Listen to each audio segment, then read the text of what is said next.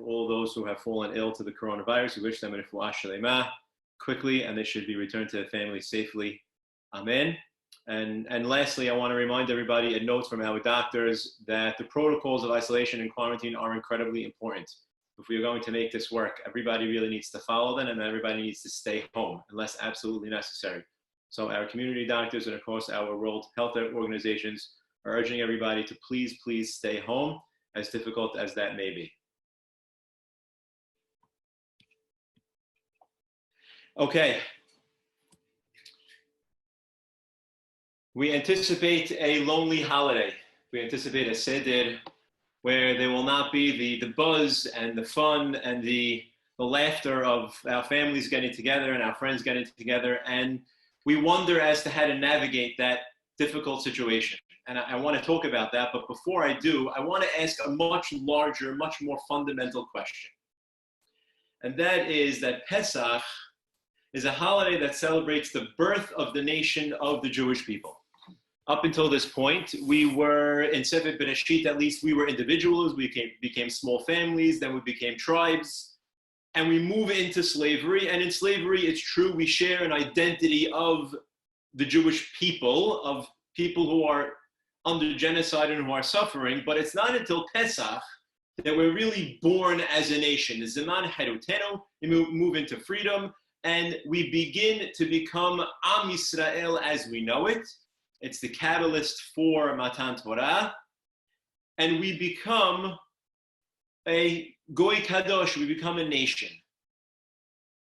As such, in celebrating the holiday of Pesach, if we're going to have anything to say about the Seder, we need to ask a much larger question, and that is, what does it mean to be Am Yisrael? What does it mean to be the Jewish people? What does it mean to be a Jew? If I'm celebrating a holiday that essentially highlights what it means to be the Jewish people, what does it mean to be a Jew? And that's the question that I want to begin with. And I'm going to ask your indulgence for a moment as I bring up some sources that we can learn together as we discuss this topic. So Pesach 5780, a Seder with no guests. And we're asking, again, the fundamental question of what does it mean to be a Jew? Because without that knowledge, I can't properly celebrate Pesach and know what I'm doing at a Seder, whether there's guests or not. And the answer to that question is very simple, and that is that there is a mission statement of what it means to be a Yehudi. And it was given to us by Borei Olam very clearly in Parashat Yitro. We're standing at Matan Torah, and Borei Olam tells Moshe Rabbeinu to tell the Jewish people, "V'atem tihiyu li mamlechet kohanim v'goy kadosh." You should be for me a kingdom of priests, of role models. The priest, the Kohen, is a role model. He's the leader. He stands in the spotlight. V'goy kadosh, and a nation that is holy. And these are the things that you, Moshe, should tell the Jewish people as they stand on the threshold of becoming a nation. So I'm supposed to be a Mamlechet Kohanim, a nation of role models that is holy. That's the mission statement, but it begs another question, and that is, what does it mean to be holy? What does holy mean? And you'll tell me, holy means separate. And you're right. In its fundamental term, Kadosh means separate. I don't need to go further than the first parasha in the Torah to find the first time the word Kadosh is used with regards to Shabbat, Vayikadesheu, and God makes it holy. He makes it sanctified, and inasmuch He separates it from the rest of the week. 6 days you work. Shabbat is a separate day. It is Kadosh, different than the rest of the week. But how does Kadosh represent itself? We are separate in many ways. We are different. We are separate. We have different values and traditions. But how does Kadosh manifest itself so that we can understand what it means when it says to be separate or different? And for that, I go to the second pasuk. And the second pasuk in source number 2 is from Parashat Kedoshim. Parashat Kedoshim lies at the center of Sefer Vayikra. And for those who listened to my class on Parashat Vayikra earlier in the week, you'll remember that Sefer Vayikra lies at the center of the Hamisha Chumshei Torah, and our rabbis tell us the reason for that is because it is the foundation of Torah. You want to learn how to worship Borei Olam, start with Sefer Vayikra. So at the center of the book that lies at the center of our Torah, Parashat Kedoshim, which talks about being holy, opens and says, Vaydaber Adonai el Moshe lemor. God says to Moshe, tell the Jewish people, Daber el kol adat ben Yisrael va'amarta alehem, Kedoshim tihiyu, ki kadosh ani Adonai Elohechem, that you should be holy because I am holy. In your emulation of me, you should be holy. Parashat Kedoshim has 50 mitzvot. It is one of the most mitzvah-rich parashot in the entire Torah, and it talks about being holy. Again, it lies at the center of the central book of Hamisha Chumshei Torah. What does Parashat Kedoshim talk about? If you read all 50 mitzvot, there is a central theme that underlies all of them. And they define what it means to be holy. And that central theme is taking care of other people. Social responsibility. Examples. Pe'ah is in Parashat Kedoshim. You have to leave a corner of your field for the poor people. You have to worry about the destitute. It's nice that you have a field. You need to worry about the people who don't have food. Parashat Kedoshim talks about not delaying the payment of a worker. He worked for you. He earned his keep fair and square. Out of respect for his work, for his trade, you need to make sure he gets paid. Social responsibility. Parashat Kedoshim talks about respecting the property of other people, boundaries, not stealing. Social responsibility. You have a responsibility to make sure that other people are taken care of. Parashat Kedoshim talks about not cursing another person, talks about not embarrassing another person. Parashat Kedoshim, as it defines what it means to be kadosh, talks about a set of mitzvot, all of which are founded on the concept of social responsibility. Being cognizant of other people, taking care of other people, watching over those around you. Which is why the Hatam Sofer notes very interestingly, and it's first noted in Rashi in source number 3, Daber al kol adat bnei Yisrael melamed shene'emra parasha zo behakel mipnei sherov gufei Torah tiluin ba. Says Rashi, Parashat Kedoshim is interesting because while God tells Moshe to tell the Jewish people the following mitzvot, which he does very often, there's something unique here which we do not find by other parashiot. And that is, Daber el kol adat bnei Yisrael. Get them all together. Get everybody together and tell them the mitzvot. Well, aren't they always together? Doesn't everybody always have to hear the mitzvot? What's different about Parashat Kedoshim? Notes Rashi, the entire Torah depends on this. You know what it means to be kadosh?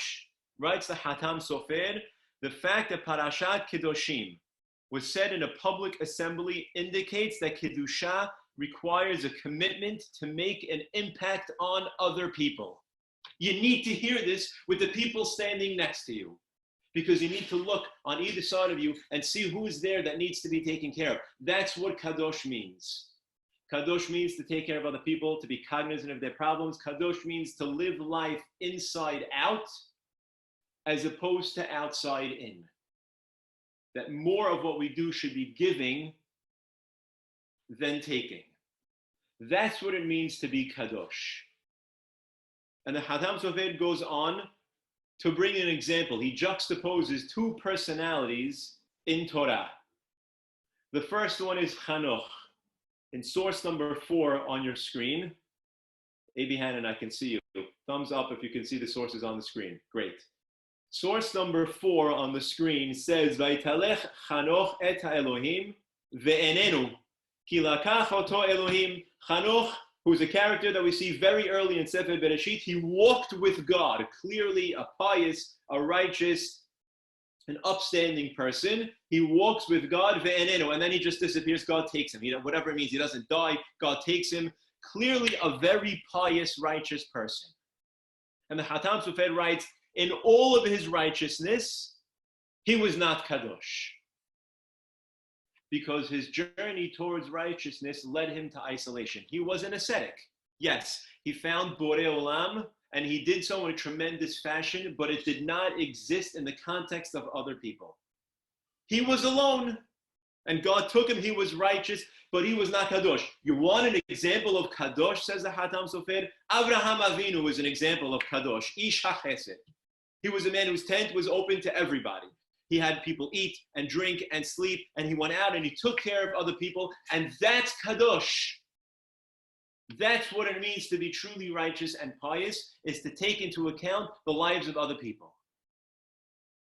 The Meshech Chochmah, in continuing that same concept, also juxtaposes two personalities to highlight the idea, and then we'll recap and move on to Pesach in particular. In source number 5, the Meshech Chochmah quotes the opening pasuk in Parashat Noach that talks about Noach. Ele toledot Noach. Noach ish sadik tamim haya b'dorotav et ha'elohim italech Noach. Noach is a sadik. He's an ish tamim. He's a whole. He's a complete person, and he too walks with God. He's described in the opening pasuk as ish sadik. At the end of the parasha, after the flood is over and Noach gets drunk, pasuk writes in source number 6, "Vayachel Noach ish ha'adama v'yitak herem." Noach becomes mundane, and he becomes a man of the ground, and he plants a vineyard. What happened? Noach was ish sadik. Now he's ish ha'adama. How much has he fallen? He started up as a man who was hitalech Noach be'elohim. He walked with God. Now he's ish ha'adama. What happened? You know what happened, writes the Meshech Chochmah? In the beginning of the parasha, Borei Olam came to Noach and said, Noach, a flood is going to destroy the world. You have an opportunity. Build the teva. And in so doing, make sure to tell everybody else around you to do teshuvah and to save them also. Bring them with you. Change them. Influence them. Have an impact on them. Take their needs into consideration and help them come back to Borei Olam, and this whole thing will be avoided. But as Rashi notes, he doesn't. He too lives in isolation. He builds the teva. He does everything Borei Olam asked him to do, except for the most important thing: have an effect on the people around you. His journey is the exact opposite of Moshe Rabbeinu.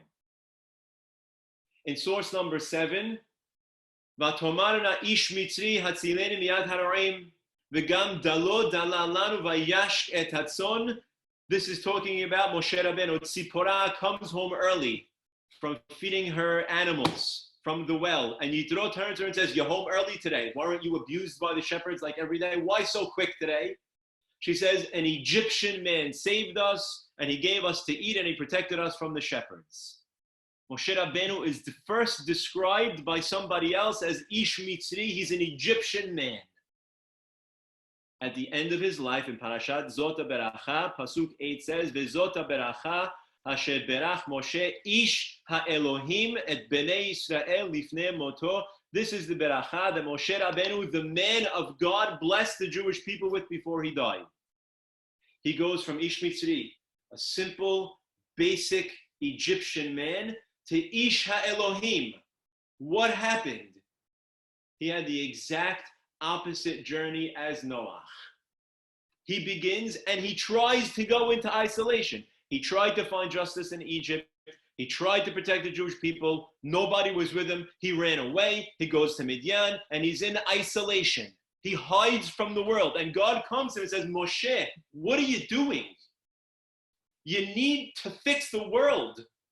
You're a guy who knows the standard of justice. We need people like you." And so he spends the rest of his life impacting, influencing, taking care of other people, and therefore his journey is from Ish Mitzri to Ish Elohim.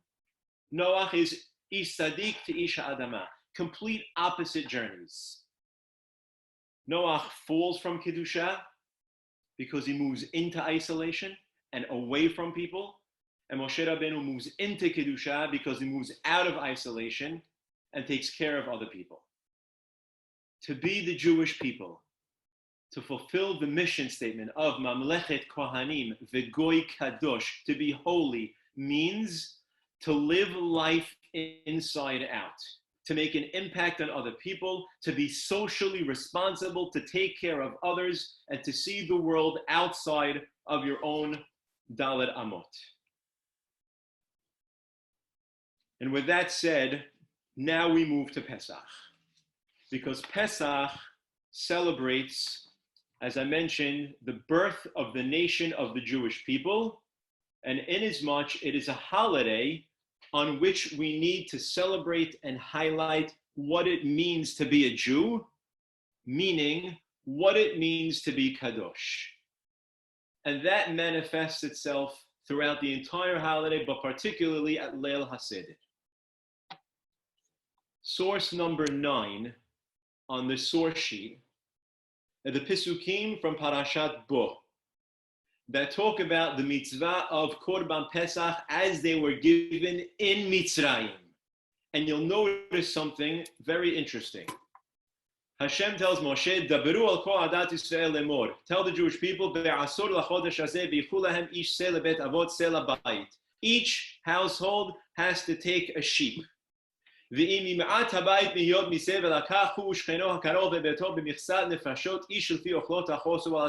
there's not enough people in the household to eat the whole cow, then you need to get together with other families so that there's enough people to finish the entire animal. This is the animal that you should take.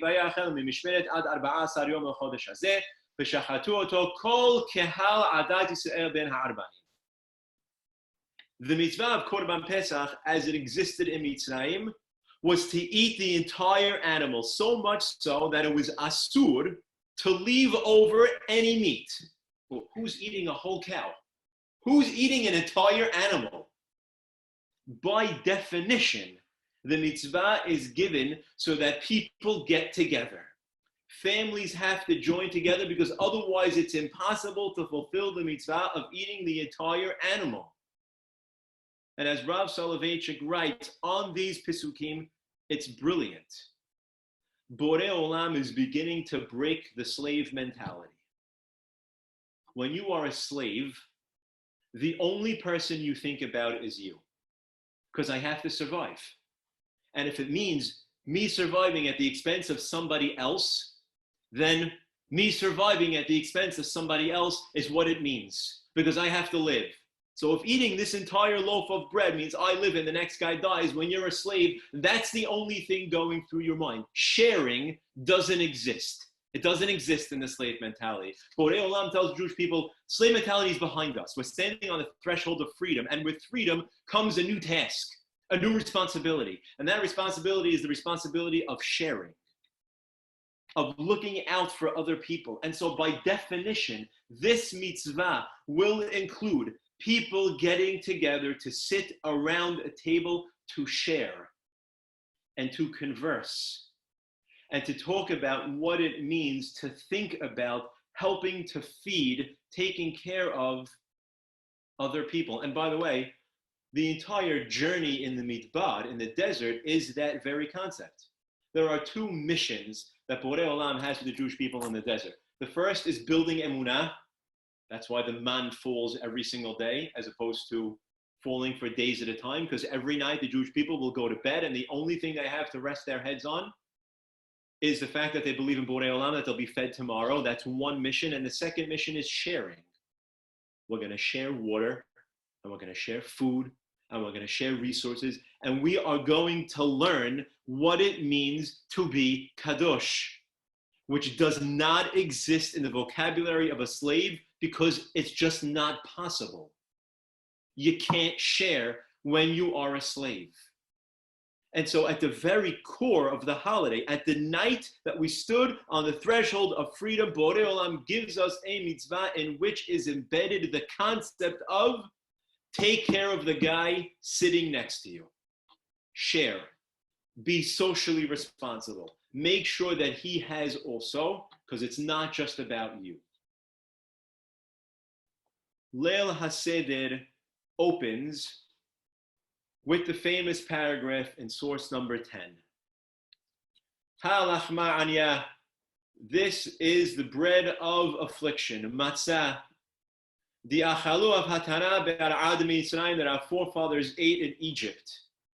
By the way, the concept of matzah is not born because they didn't have enough time for it to rise as they left Egypt. They ate matzah in Mitzrayim also. Matzah, interestingly enough, is a duality, freedom and slavery, both embedded in mitzvah, which is a different conversation.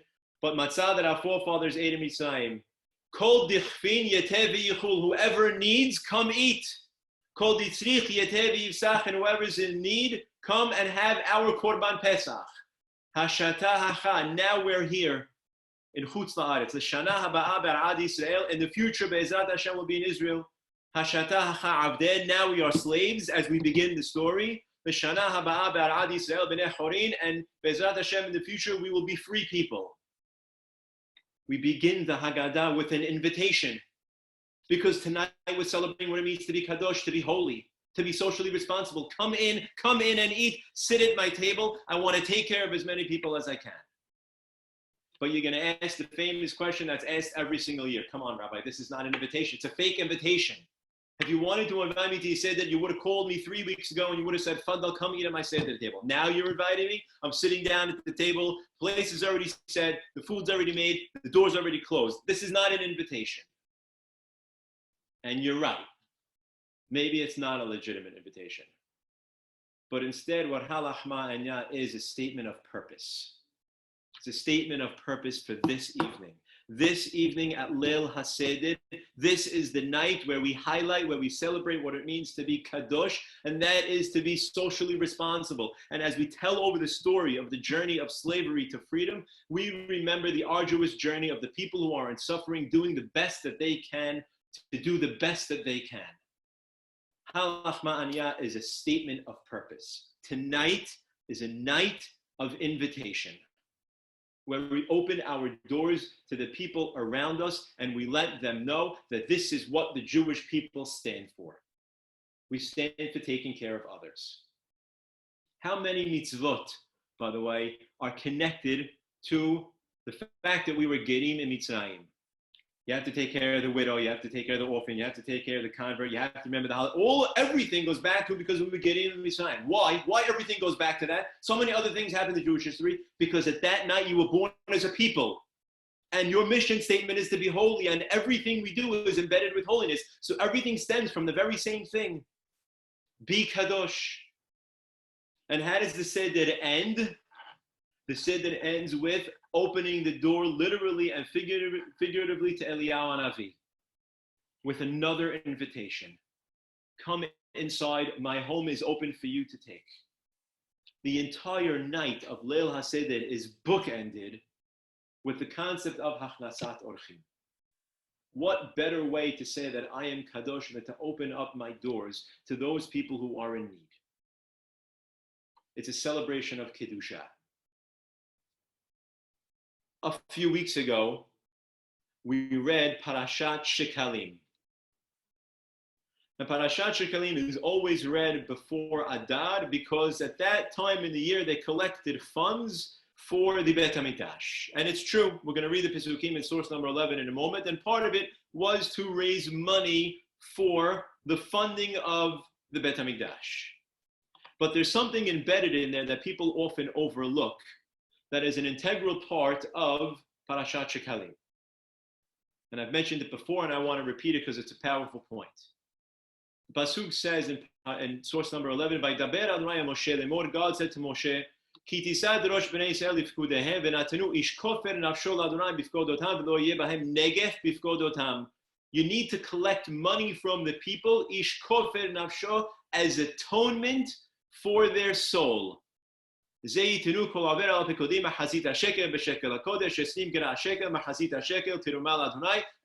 gives a half a coin. So I got the part that you want to raise money for the funding for the Bet HaMikdash. But underlined in the Pasuk says, part of the reason why we're collecting these funds is because everyone needs to be atoned for a sin that they did. What did we do? Not only what did we do, but what are we doing perpetually that every single year we need atonement for a sin guaranteed, has to be done? What is that perpetual sin? we find the phrase ish kofer nafsho in one other place in the Torah, in source number 12. If an ox, your ox, attacks a person and kills them, animal has to be put to death. Person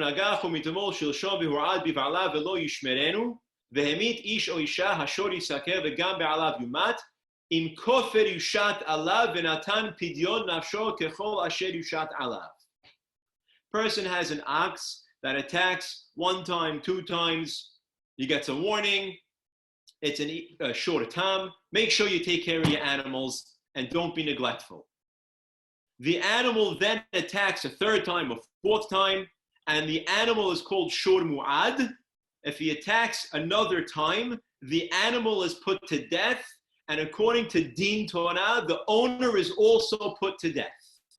But the owner has an out. He pays kofer nafsho.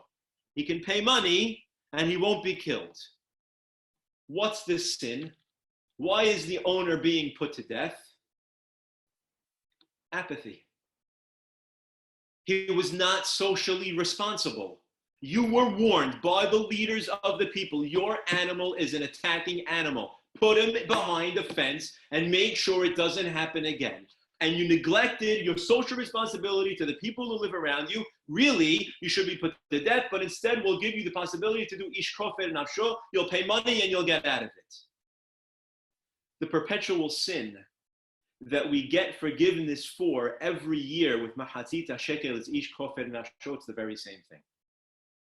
How many of us have not, at some point or another over the course of the last 365 days, dropped the ball on rising to the occasion of being socially responsible?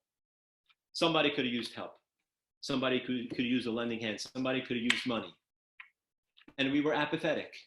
And we didn't do it on purpose. It's just the nature of being human is we gave up on caring for somebody else because we just got caught in the runs of life.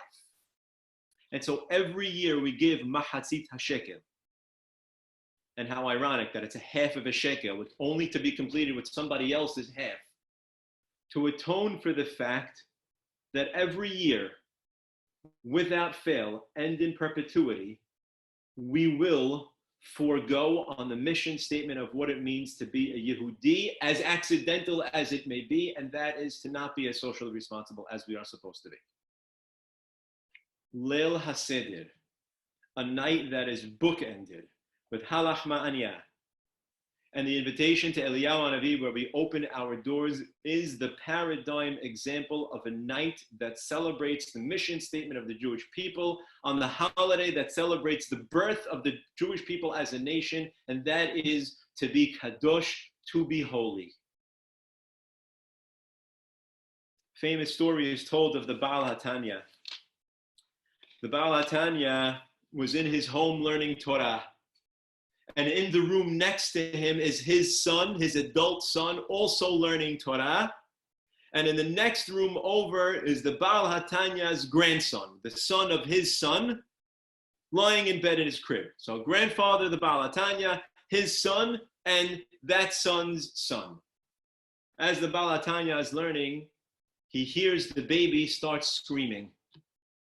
5 minutes go by, 10 minutes go by, and he assumes at some point the father of the child is going to go pick up the child and rock him back to sleep.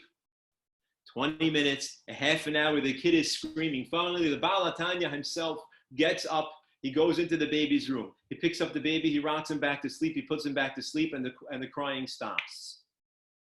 He goes into the room where his son was learning. And he says, "You didn't hear your son crying? Kid was screaming." And his son says, I got to tell you, I was so engrossed in my learning, I'm sorry, I just didn't hear it. And the Baal HaTanya turns to his son and he says, anybody who was so engrossed in learning Torah so much that he does not hear the crying of a child, there's something so very wrong with that learning of Torah. Because you missed the whole point. You missed it. You just missed it. If there are tears, if there is a cry of another human being, The single most important thing that you can do at that very moment is bring the Torah that you're learning to life. Otherwise, it's a coffee table book. Get up and help them. That's what it means to be Kadosh. That is Leil HaSeder, and that is the holiday of Pesach. And then we come to our problem. Because this Leil HaSeder, it will be a Seder with no guests. Where is the social responsibility? Yes, we will read Halachmania, and yes, we will open the door for Eliyahu Hanavi, and yes, we will make our statement of purpose that we are socially responsible, but where is it in real life? And we all struggle with that. As we think about the saddening thought of having a Seder without the feeling of Leil HaSeder. And I think there are two answers to that question. Number one is your own children. Sometimes it is the truth that in the pursuit of social responsibility, the people to whom we are least socially responsible are the people that we live with. Perhaps this year, where we will be forced to focus on those people, is the perfect opportunity to practice social responsibility in a way that we often don't practice it. Because it's the phone call I get at 2 o'clock in the morning that I take instead of my kid who's crying in his crib. Because it's the guy who knocks on my office door for business that needs money that I give to sometimes before my uncle who's in need of money.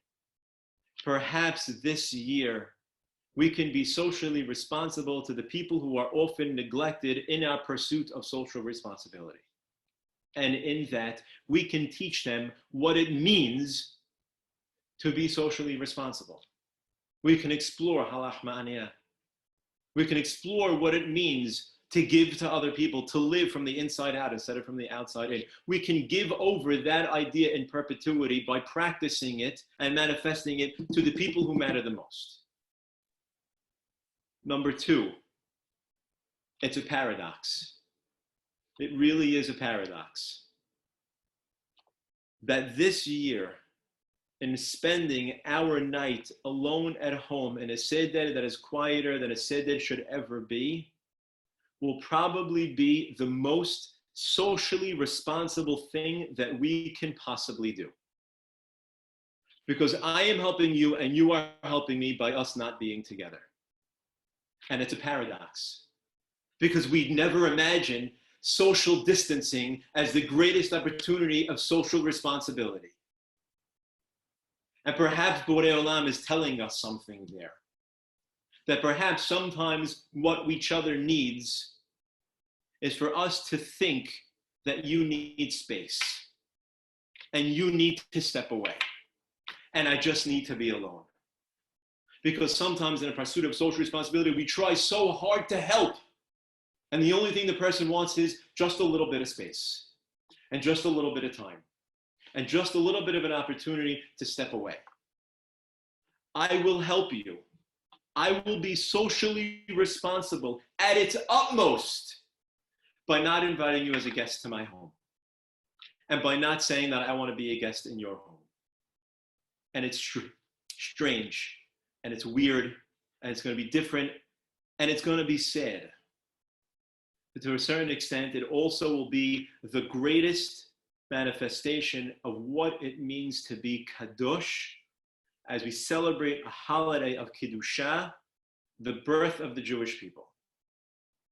And for those who are going out and feel that it's okay, they need to know that it's irresponsible. What the world needs now is space.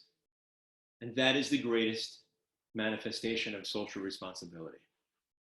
That is what it means to be Kadosh.